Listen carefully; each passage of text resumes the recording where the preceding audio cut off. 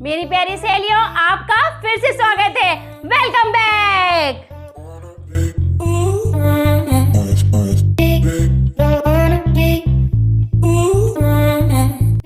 My dear happy women, चलिए कुछ अच्छी अच्छी बातें करते हैं।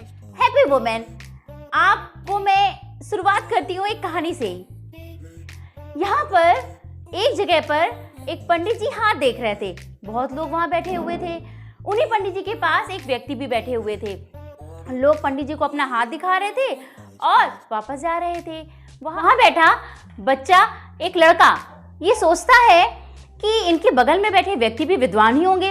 इतनी भीड़ है, मैं इन्हीं को अपना हाथ दिखा देता हूँ। वो उनके पास जाता है तो वो व्यक्ति उससे कहते हैं, बेटा मैं हाथ तो नहीं देखता हूँ, लेकिन हाँ, अगर तुम मुझे दो बातों का जवाब दो तो मैं ये बता सकता हूँ कि तुम क्या बनोगे।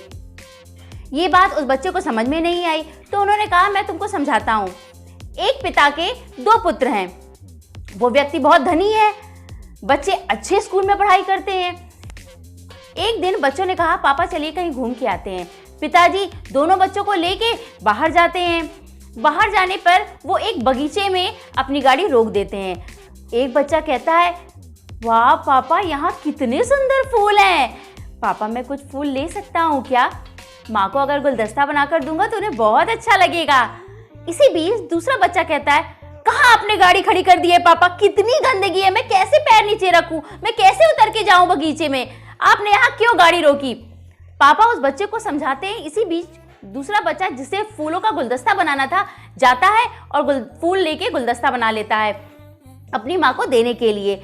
अब समय बीतता है, बच्चे बड़े होते हैं। तो जिस बच्चे को फूल का गुलदस्ता बनाया था, जिसने अपनी माँ को गुलदस्ता दिया था, वो बच्चा जज बनता है। और जज बनकर जब एक दिन उसकी अदालत में एक केस आता है जिसमें एक व्यक्ति ने किसी का खून किया होता है, तो जज क्या करते हैं, वो बेटा जो जज बना है वो अपने डिसीजन में ये लिखता है, तीन बिंदी बनाता है। वो लिखता नहीं है, वहां सिर्फ 3 बिंदी बनाता है। तो यह भी एक प्रश्न था कि उसने वहां कुछ लिखा नहीं और 3 बिंदी बनाई। बाद में मैं आपको ये बताना चाहूंगी कि वो जिस व्यक्ति को सजा देता है वो व्यक्ति उसका भाई है। अब यहां आप ये समझ सकते हैं कि उस बच्चे ने उस जगह से क्या चीजें रिसीव करी। एक को तो फूल दिखा, एक को गंदगी दिखी। इसी बात को समझाते हुए उस व्यक्ति ने उस बालक के भविष्य के लिए उसको समझाया कि तुम्हें किस तरीके से अपने भविष्य को सुधारने के लिए कार्य करना है। यहाँ 2 बातें हैं। एक बात है इंफॉर्मेशन, मतलब हम कहाँ से अपनी सूचनाएं इकट्ठी करते हैं, हम किन लोगों से सलाह लेते हैं। वो लोग जो अपने जीवन में सफल हैं वो लोग, या वो लोग जो अपने जीवन में सफल नहीं है और किसी गलत काम में लगे हुए हैं, हमें सलाह कहाँ से मिल रही है। दूसरी चीज एसोसिएशन, मतलब हम किन लोगों के साथ रह रहे हैं, हमारी संगत कैसी है, उन लोगों की बातों का हम पर क्या प्रभाव पड़ रहा है। क्योंकि वही व्यवहार हम करेंगे जो हम जिनके साथ रहेंगे वो लोग जैसा व्यवहार कर रहे होंगे। क्योंकि कहते हैं जैसी संगत वैसी रंगत। इस तरह से मैं आपको ये दोनों बातें बताना चाहूंगी कि अगर आपको अपने बच्चों को जीवन में सफल बनाना है या असफल बनाना है तो ये दोनों बातें बहुत महत्वपूर्ण है। पहली, इंफॉर्मेशन, मतलब आपका बच्चा कहां से सूचनाएं ले रहा है, वो किसके कहने पे चल रहा है, उसकी बातों पर किन की बातों का असर हो रहा है, ये बहुत महत्वपूर्ण है। दूसरा है एसोसिएशन, मतलब वो बच्चा किन बच्चों के साथ रह रहा है, वो किन लोगों के साथ रह रहा है और उनके आचरण को अपने जीवन में उतार रहा है, उसका व्यवहार किस तरह से हो रहा है। यही 2 बातें आपके बच्चे के भविष्य में बनने और कुछ ना बनने पर निर्भर करती है। ये दोनों बातें समझिए और इसको अपने बच्चों के जीवन में लागू कीजिए। चलिए अब हम लास्ट वीडियो की प्रॉब्लम डिस्कस करते हैं। लास्ट वीडियो में हमने बच्चों के जंक फूड खाने पे बात की थी। बच्चे जंक फूड के लिए हम अगर एक लेवल पे उन्हें रोकते भी हैं तो बच्चे जब अपने स्कूल में जाते हैं या अपने फ्रेंड सर्कल में जाते हैं तो वहाँ पर वो लोगों को जब देखते हैं कि वो चाउमीन खा रहे हैं, मोमोज खा रहे हैं, बर्गर खा रहे हैं, तो बच्चे छुप के भी खाना शुरू करते हैं क्योंकि जो उन्हें पॉकेट मनी मिलती है वो उनकी जेब में रहती है। तो ऐसी कंडीशन में हम उन्हें कैसे रोकेंगे?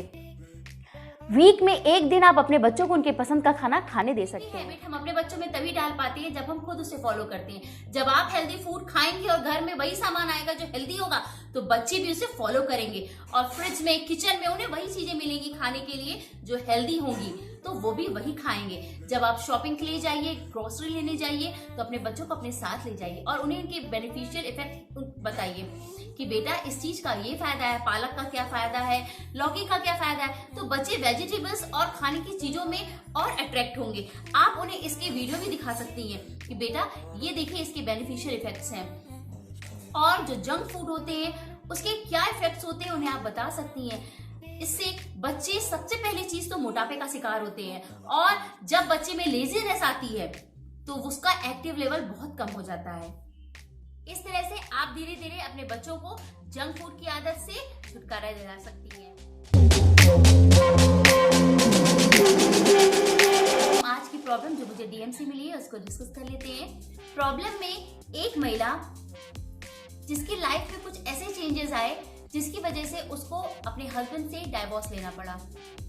अब जब उसने दोबारा शादी करी तो इसमें काफी हद तक उसने अपनी बात को ये कहा कि गलतियां उसी की थी, बट लाइफ में जो डिसीजन लिए, जो उसका रिजल्ट निकला, उसकी वजह से उसकी सेकेंड मैरिज में भी उसको हस्बैंड से वो बात नहीं मिल रही है, वो सपोर्ट नहीं मिल रहा है। तो उसे क्या करना चाहिए जिससे वो लाइफ में अब जीना तो छोड़ नहीं सकती है, वो किस तरह से खुश रहे। अगर आपके पास इसका समाधान हो, अगर आपको ये विचार अच्छे लगे हो, वीडियो पसंद आया हो, तो इसे लाइक करिए, शेयर करिए और सब्सक्राइब करना मत भूलिएगा। बेल आइकन को भी दबा दीजिएगा। मेरी प्यारी हैप्पी वुमेन, सेल्फ डिपेंडेंट बनिए, हैप्पी वुमेन।